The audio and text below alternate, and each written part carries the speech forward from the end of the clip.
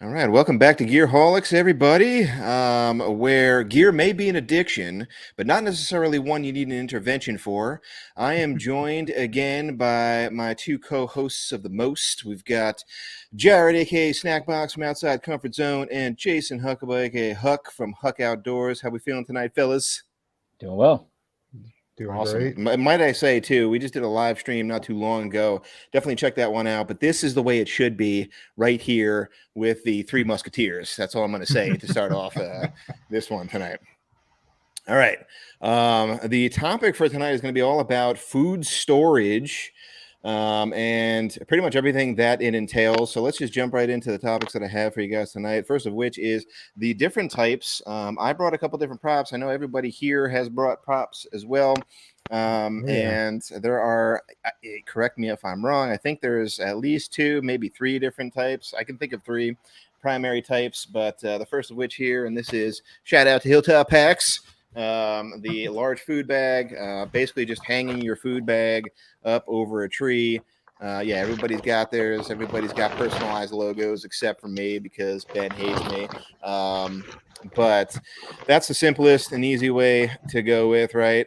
You throw a bear line over a tree branch. Maybe you do the PCT hang. Maybe you do some other kind of hang, but just throw it, hoist it up. The next kind here, I got to reach down because I got a little on the ground here, is your bear can style. So this is really just for areas that you're not allowed to hang a bear bag, right? And then the third kind that I can think of, I don't know, maybe Snackbox has it, but it's the Ursac. I don't have that kind with me, but those are the types. That was just a brief overview, so I'll do roundtable for you guys here to throw in any other opinions that you have on the different types before we burrow down into all the other good stuff. Yeah, there's actually one more, and it's sort of a middle ground, and it is the rat sack. And so this is sort of instead of hanging it, it's basically sort of a chainmail, if you will. And this is good for areas where, like the three of us are going out to Joshua Tree in about a month, and there might not be trees that you can hang from. So this is particularly good for the rodents.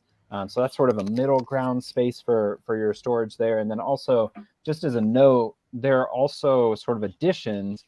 So you can get the OpSack, which is sort of a smell-proof bag to go in this.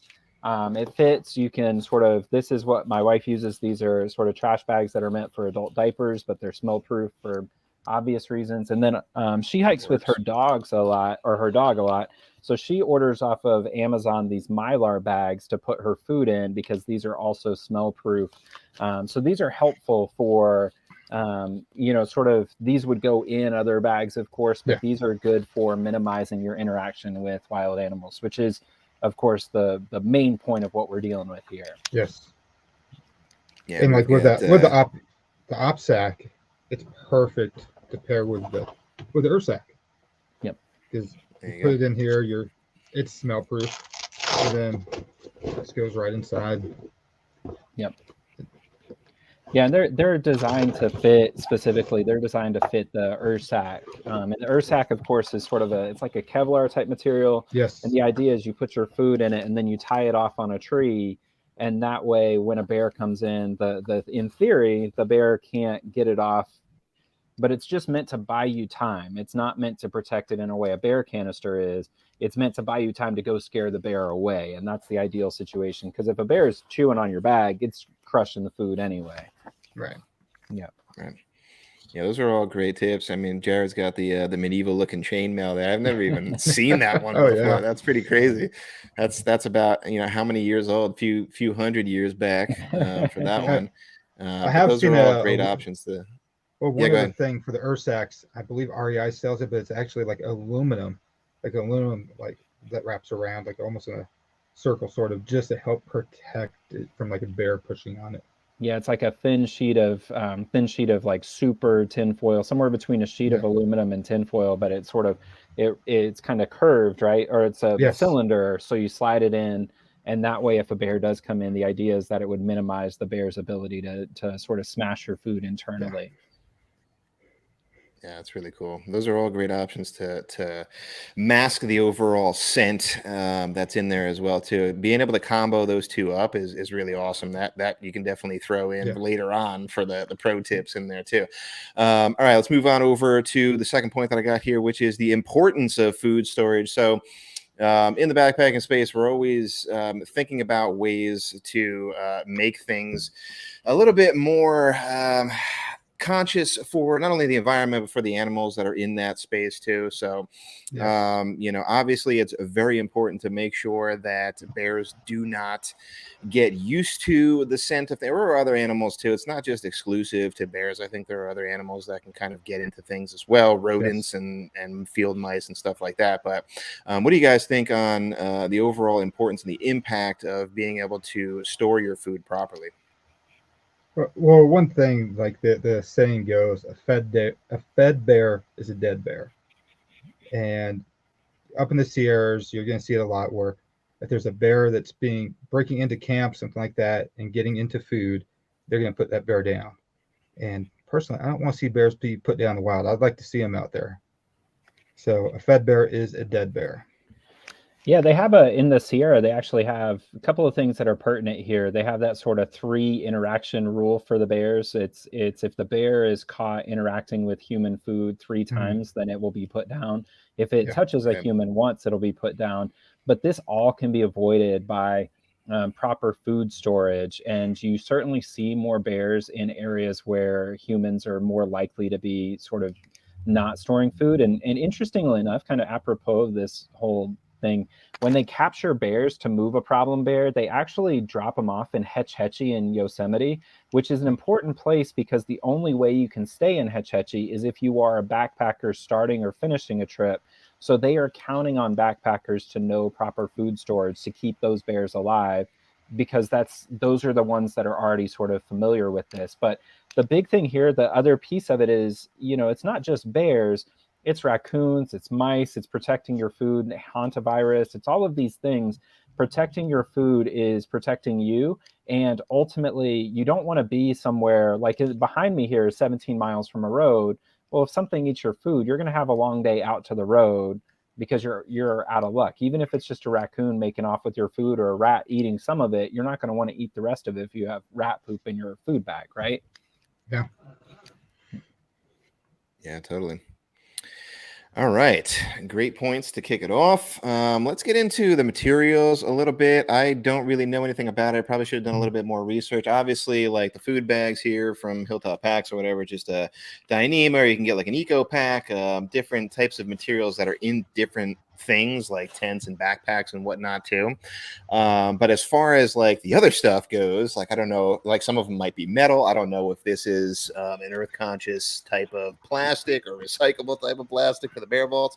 Not really sure on that. And I know like Snackbox just mentioned the Ursac is more of like a Kevlar type of material. But what do you guys Yes. think on the materials for the different types of storages?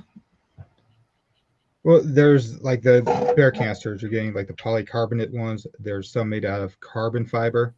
I think that's made by, gosh, Wilderness Explorer, something like that. But they have a bunch of different bear canisters made out of carbon fiber.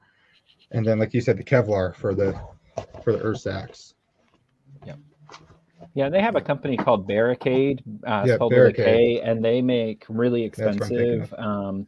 They make really expensive versions. They're like $300, something in that ballpark, and they'll shave a few ounces, but it really is, in my mind, you're not actually saving much, and it's one of those great situations where buying the BV vault, the Bear Vaults, is a good idea. Now, one of the reasons that the Bear Vault, this one that we keep holding up, is the sort of industry standard, is that before this came out, the industry standard was what was called the Garcia, and that's this guy here, which is this one here. You've probably Yep. seen it in old videos. And the idea of the Garcia, the reason that the Garcia went out of favor was that it worked. It was very effective, but you couldn't see your snacks at the bottom. So you'd have to sort of yard sale your food every time you wanted to get something out. So being able to Good reach point. down and grab this.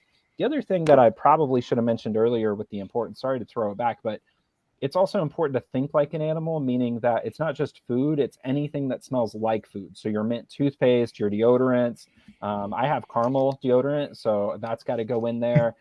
You've got all sorts of anything that smells like food needs to go into this, but never with the materials. Getting back to that, when you're doing that, never put your bug spray in here because DEET will eat through the plastic. And so it says it on here, but Yeah. you just don't put your bug spray in it because if it leaks, you're out of a bear can. It's about $80. Yeah, that's a great point. It definitely mentions that on the Bear Vault here. I was seeing that before. All right, those are great points there, fellas. Let's slide on over into the different price points you can expect to pay. Yeah. Wide ranging, just like anything else that we talk about. If you're going, I mean, you can. It really depends. You could just grab a bag that you have from home that you've used for Yeah. something else. This thing, I think, is a little bit overpriced if you want to go with one of these, but it's ultra light. So if you get a DCF one, it's only maybe like an ounce, but it'll cost, I think it's like $30-$35, something like that. The customized one I just looked up, $64 now. Wow. Okay. Getting a little bit higher there Yeah. for something that isn't as protected. Let me share my screen real quick if I can. But here's one, which is for Bear Vault. They've recently added a couple of different versions. The one that I was showing up here on screen is the 450 or the Jaunt. And they've just added the 425, the 475. So if we're just pulling up a couple of price points here, so the smallest one they've got is $73.50, and the largest one that they say for 7 days is about a little bit under $100, so $92. And let me see if I can share the other screen now. Okay, let me share Huck's favorite here, which is the little Sammy. This is actually a great one. I'll let Huck speak a little bit more to it. This is coming in at $129.99 currently, but this is a great option before the Bear Vaults were out because it was at a great weight too. But what do you guys think on the price points? Can you pull up the other version of it? They also have what's called the Big Daddy. Let me see. Which is similar to like the BV 500. Look at the products. They have a bundle actually as well. Okay, so it's only $10 more. And then I think the bundle, if you do the bundle of both, it comes in, I think I looked it up, it was $205. Okay, I didn't even know you could bundle them. That's cool. Yeah. And the lid fits on both. So it's the same lid for both. Oh, nice. All right, so what do you guys think on price points? Well, I was sort of surprised because I looked at some pricing beforehand, and Ursac Almighty has gone up quite a bit since I bought it. It's now going for $170, which I think when I got it, it was actually around $80 or something like that. Yeah, it's gone up quite a bit.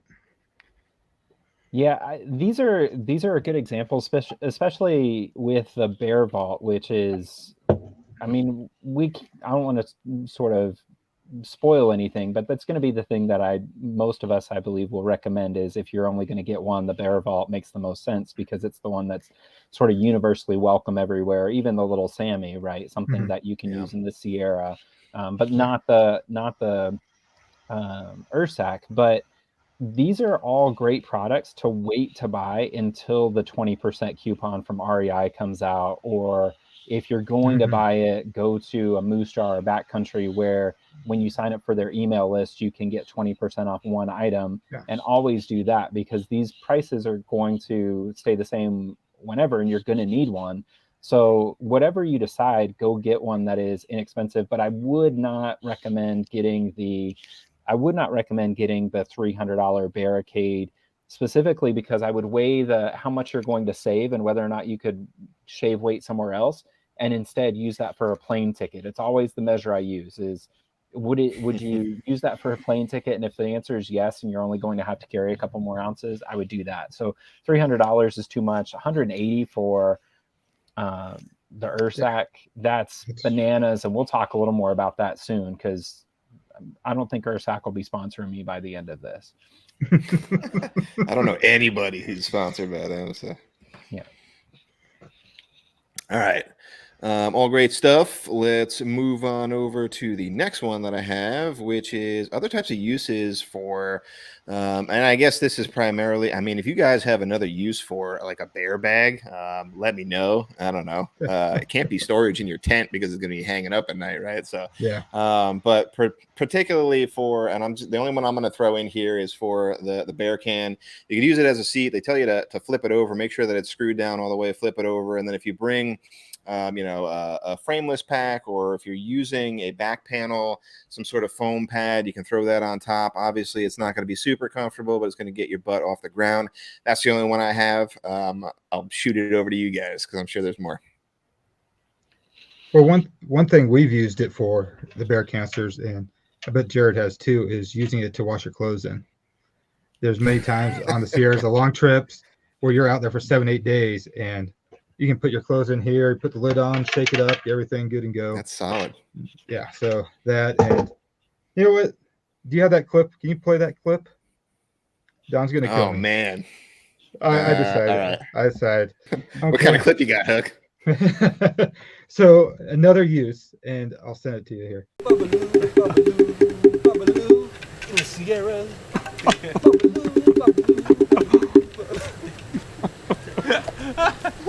So another use is playing musical instruments with your bear cancer hair, like a little. And my buddy Don did that to entertain us along the High Sierra Trail about 4 or 5 days in. Little campfire music going on. Yeah. There you go. I know, who was it? Kevin from, I forget his channel name. He goes out with a lot of the Southern guys. He ends up like serenading, playing some, I think he sings, and he might play the guitar too, but that's always cool, man. Whenever you can, bring some musical instruments out there.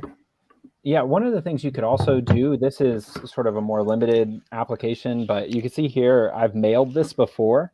So all you do is, you just put your stuff in, and this works well for camp stoves because you could put your camp stove here. And I don't want to speak out of turn, but I think you can send them in this.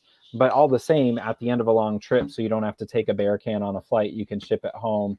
It's also one thing that I've noticed that I do that a lot of people don't do, but on a longer trip, as you use up the food, putting other items like your stove, the gas, everything here can really consolidate and save a lot of space. But a lot of people sort of stick with everything where it was when they started. But I would just say that one of the best ways to use this is also think about this. And the last piece here is you can use it kind of like a foam roller, or instead of sitting on it straight, put a rock behind you and then have it as a lumbar support instead of sitting straight up on it. And that is amazing, especially with the closed cell foam pad. So you take the closed cell foam pad, put a rock underneath where your head would be, and then take this guy and stuff it there. And it's like a little lounger there. Just live it up, man. I like it. That's great. Yeah, that's awesome. All right. I'm going to slide over to pro tips. Sort of goes along with it, but it's a little bit different than like what else you can use it for. The only thing that I would mention, especially, let me bring this back up again real quick. For the bear can here, the only pro tip that I'm going to throw in here is make sure you measure this from top to bottom here, because what you're going to want to do, you can put it both ways in your pack. You can put it vertically like this, but you can also put it horizontally. I'd recommend putting it horizontally, but measure it from top to bottom, and then also know what the width is of your backpack, basically from left to right, to see if that could fit. Because this one right here, this is one of the smaller ones. It's only 8.25 inches tall, so this will fit in most backpacks horizontally. But that's my pro tip. What else you guys got for pro tips on food storage? So I got a couple. These are stolen tips, by the way. At least the first two are. So one of the things that my wife does is she tapes an old sort of gift card or whatever. And these are good for the way the Bear Vault works with the little tabs. You can use this in cold weather to kind of use as you wedge it in there, and then you wedge it into the first tab wherever that guy is, and then it'll spin easier with your fingers, because one of the things you have to do with this is kind of push down on the tab to get it past the lock. Right. The other is similar, is on the Garcia. You need a quarter to open the locks. You tape a quarter to it, and that works really nicely. I think I had one other one, but I can't think of it right now. Pro tip with it. Anyway, Huck, what about you? Go to Huck. Maybe you'll think about it. Well, there's one that I've done on my Garcia. I haven't done it yet on my lighter one. I've been trying to keep it nice and clean. but is putting reflective tape on there. So that way in the middle of the night, if a bear does come into the camp, move it around, you have to try to find it. You can shine a light at it. On my Garcia, I've actually got a little happy face on there. And then another tip is in some areas, you have to at night store your TP in your bear canisters as well. So make sure your toilet paper is like double zipped up, double bagged. That way that smell doesn't permeate onto other items. Yeah, that's where one of those Not good. Mylar bags works really nicely because it's not Yes. see-through as well. So it's smell-proof and not see-through, which is good Yes. because one of the things though is when you're looking at the food storage, when you're trying to figure out which one will work for you, Dave, when you showed that one window with the different bear vaults, it said like this was 7 days, for example.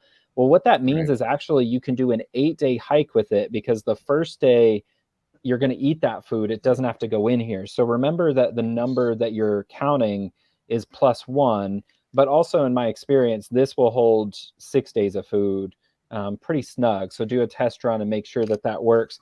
If you are hiking sort of in the Sierra, there are good maps that'll tell you where there are bear boxes in the Yes. wilderness. And that helps too, because on the JMT, I needed 9 days and this will hold 6. So we had to plan our first 2 nights near bear boxes to make sure that we were able to keep that food safe.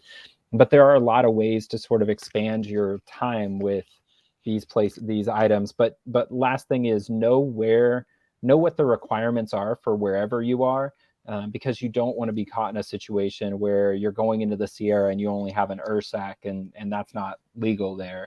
So just know the regulations because they're there for a reason. The bears in the Sierra know how to take down a counterbalanced or a counter hung, whatever. If you tie your bear bag up, the bears are getting it. Right. I'm going to actually tack on 2 more. I thought of a couple more. The first of which is sort of piggybacking off of Huck's a little bit here, and that is, so he had mentioned reflective tape. I'm going to go in a little bit more techie and a little bit more nerdy and say throw a tile in there or an air tag. It works. I think both of them work off of proximity and Bluetooth, if I'm not mistaken. I have one, but I've never used it. But it's sort of like, if you're within a certain range, you're able to track it down, even if you're not on cell service or whatever. So you can still use those. So just throw one of those in there and you'll be able to find it. And then the second one that I thought of is, and what we didn't talk about here, we probably could have thrown that in here as a topic, but pick your spots of where you're going to end up. Like if you bring a bear can or even like the Ursac, pick your spots appropriately. You don't want to, like, if you're near a lake or something like that, you don't want to put it near the water in case the tide comes up or whatever and sweeps it away. You don't want to put it close to a cliff or whatever in case, the bear decides to chuck it off. So definitely pick your spots. I've got 2. I've got one new one and then sort of a story that goes with that, Dave, that's worth hearing. The other tip that I forgot to mention here is if you have a bear canister, that's where your cell phone should go when you're hiking during rain, because it is fully waterproof. So you don't have to worry about sort of a Ziploc leaking, something of the sort. If you have cameras, great spot for them in there because you know that the rain isn't going to get in. When you mentioned the cliff there, actually, I met a ranger when I was doing the JMT a few years ago, and she was doing the Sierra High Route, but she mentioned that she was married to a guy who worked in Sequoia, and there is a bear there who knows how to push the bear canisters off cliffs so that they shatter at the bottom and it'll go eat them. So I've heard of that. Yeah, her husband's job was actually to hike in and clean up the broken bear canisters. That's rare, but to your point, Dave, it's also important to remember where you're putting it and also know that, again, this is, if you hear a bear, don't just leave it to clank through your food. Still go scare it away, pine cones, rocks, that kind of thing. Yeah. Excellent points tonight, fellas. Thanks so much for joining me again. We'll leave it there. I've got your social media information down below. Let me pull it up real quick. Huck's from Huck Outdoors here on YouTube and over on Instagram. And then we've got Jared, who's Outside Comfort Zone here on YouTube. And I believe he's a TikTok star now. He's doing a lot of shorts and reels over on Instagram. He's backcountry champion over on those platforms. So definitely check these guys out. Fellas, thanks so much for carving out some time talking about food storage tonight. If this is a premiere, thanks everybody for joining that. If it's not, send your comments down below and let's get the discussion going on your favorite types of food storage. So thanks, guys. I think we'll leave it there.